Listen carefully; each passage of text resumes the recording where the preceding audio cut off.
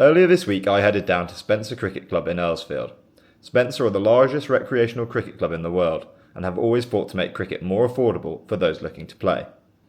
In 2023, the ECB published details on how it will make cricket a more inclusive sport in response to a report published by the Independent Commission for Equity in Cricket. Following on from this, Spencer Cricket Club set up Spencer One. This was to increase the number of state, primary and secondary school students playing cricket. This week at Spencer, the Circular Cricket Gear Hub was released. The CCG Hub gives unwanted cricket gear and clothing a second innings, if you'll pardon the pun. This new website connects schools, community groups and players who need cricket gear and clothing with people happy to pass their old gear on. Here is what the project lead Martin Charter had to say on the scheme.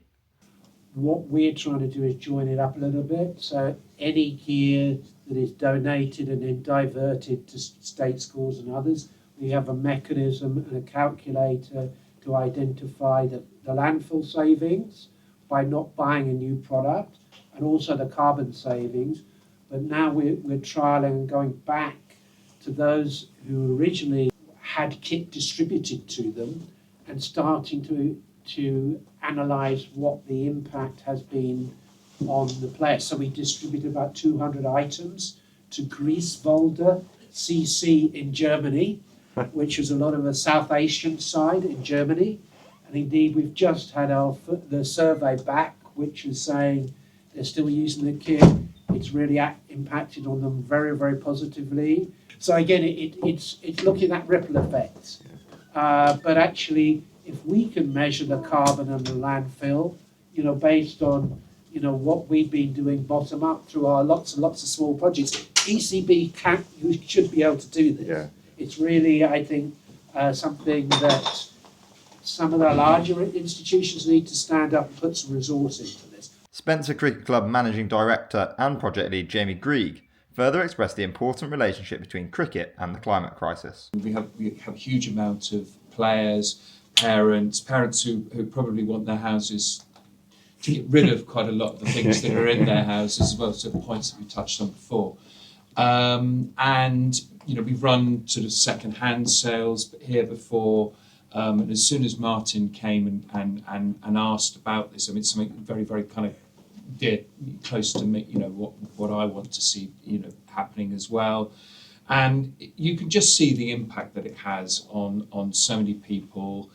And obviously, that's just the start. You get them enthused in the game, and then to actually play the game, it's a very, very expensive game to play. Something like the Cricket Gear Reuse Hub is really just the start of hopefully what we can do and what can then be replicated through lots of other recreational clubs, can be through foundations, whether they be in different county foundations. If we can do it, I'm sure lots and lots of other people can do it. Cricket is the second most popular sport in the world, with over 300 million players at all levels worldwide. The CCG Hub estimates that over 3 million items of gear are wasted each year, accumulating to over 1,600 tonnes, including bats, pads, whites, that are mainly just sat in storage. Cricket is also one of the most equipment-intensive sports, and with prices of this equipment rising, this scheme aims to make the sport more affordable. As well as launching the CCG Hub, the event held a panel discussion with 3 climate and sustainability experts. The first to speak was James Cameron, the chair at the Professional Cricketers Association. The climate change issue affects pretty much everything in our society. That all of us are in some way connected to both problem and solution. By definition, it's a human problem, so we've got the chance to resolve it. And cricket is now in a place where the game is changing fundamentally. It's gone global in a very big way, quite quickly. There are new forces involved. And when I took over the chair of the board of the PCA, I wanted very much to get professional cricket and climate to connect in a useful way. And the initial way I saw to do that was to focus on the health and well-being of the players. The players playing in a global game are now experiencing climate change in a way they may not know how to articulate what it is, but they're definitely experiencing it, and someone needs to represent it. James also highlighted the emotional importance of local clubs such as Spencer. There's a way you can talk about sustainable energy in a community, in a club, connected to a sport, but already has belonging, a sense of being part of something more than yourself. that is really attractive to me. You can do the same with this conversation we're going to have more here, but with what we do with waste and how we manage the unbelievable amount of waste we all produce. A community can learn and have some pride in their ability to repair, to restore, to recognise the skills that sometimes might get lost. Climate change expert Shubham Jain, who researches at the University of Cambridge, explained where we are at in the climate and cricket space. So 3 things that I want to do. One is the idea that there is a vast way in which climate change and other ways in which we think about environmental crisis is impacting cricket. Second is the fact that cricket itself is contributing to it, even though it doesn't really acknowledge that most times. And the third is to sort of think about who pays the price when the game doesn't think about the planet and the people.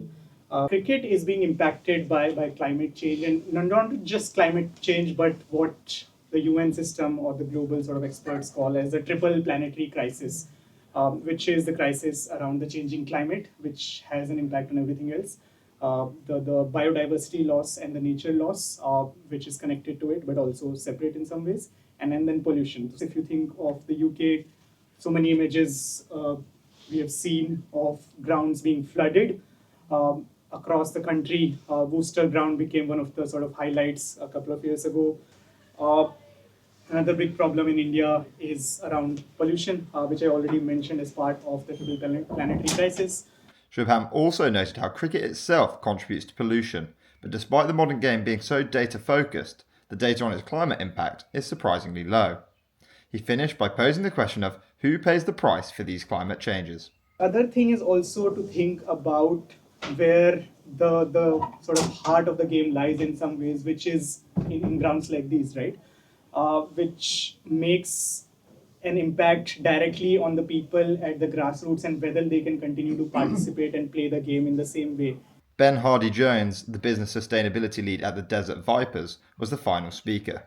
The Desert Vipers are a UAE-based franchise skippered by Surrey's very own Sam Curran, who places sustainability at the heart of the team, with their tagline being People and Planet. Ben spoke about some of the work they have been doing. I'd say one of the core focuses of our sustainability journey, and that's because as a franchise there's very few areas under our direct control. We don't own the stadium, we have players for 5 weeks of the year and they go off and play for 5 or 6 other franchises. But kit is something that we wholly control. So we tried to understand what our impact was. I think we became the first cricket team in the world to publish our carbon footprint 3 years ago. I think we're still the only cricket team in the world to have published our carbon footprint, and we've now done 3 of them. But we found that kit was about 9% of our carbon footprint. What we then also did, I think becoming the only sports team in the world to do, was quantify our plastic impact. So we've talked a lot about climate today, but kit also has other environmental impacts, and typically sports kit made from polyester has a huge plastic impact. So we became the first top-tier cricket franchise, I think, to play in 100% recycled materials. He then spoke about going beyond the short franchise season and how the team can give back to the community. Our kit at the end of its life is still good to be used. So we work to try and donate it in the communities where we play cricket. It was a great evening raising awareness around an ever-growing issue. The CCG Hub is now live and you can visit it online for more information. Matthew Wolfe reporting from Earlsfield.